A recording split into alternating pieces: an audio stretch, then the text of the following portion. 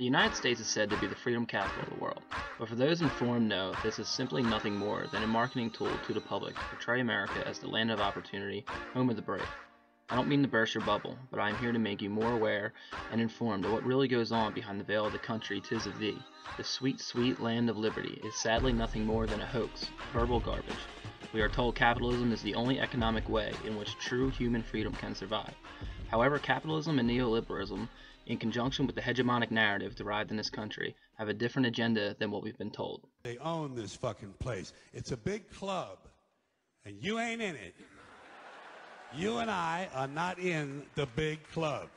By the way, it's the same big club they used to beat you over the head with all day long when they tell you what to believe. All day long, beating you over the head in their media, telling you what to believe, what to think, and what to buy. The elite of this country use discourse to control the media, the laws, the flow of commerce, and the policies our country set in place that enforces the way human beings interact with one another. The direct result of capitalism turns human beings into markets that results in competition. The ruling elite in the system of capitalism therefore does everything in their power to ensure their position at the top, which means if you're born in the lower classes or a minority, you might wish you could create a new character in this game.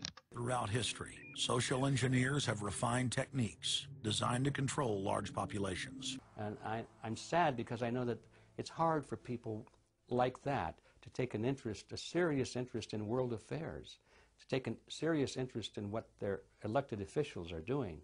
And they're not going to be really inclined to study or discover the deception that's being used against them. And so I'm sad because I see all of that in a flash in my mind as being an indication of how easy it is for the masses to be manipulated. The elite use their power of manipulation in the system to create laws and ideologies that disenfranchises everything below them, by dividing up the classes and constantly reinforcing race to keep everyone fighting for their piece of the pie. Yeah, we're the home of the free, all right. By using the media, the elite have direct control on what our brains hear and see on a daily basis, which gives them all the power to propaganda and manipulation they need to control the minds of the people they exploit. People still today think that all entertainment to do with movies, drama, is therefore nothing more than their entertainment. It never ever was that case. When you're being downloaded through fiction, your guard is down. The censor part of your brain is not in action. It isn't saying, yes, I agree with this, I disagree with that, as you would in a debate or a lecture. You're actually in an alpha state being completely downloaded with new ideas. Through the use of media, the elite have it easy nowadays in enforcing a dividing and disenfranchising culture. Through the control of media, they tell us how we should think and feel through news outlets, Hollywood movies, primetime television shows, all which keep us distracted by thinking it's all just entertainment.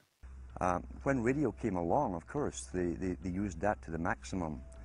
Sports for the men, soaps basically for the women, and then in came television, as I say, with its alpha state, its hypnotic state, and sure enough, around the 1960s, really, 50s and 60s, it took off. It really, really took off.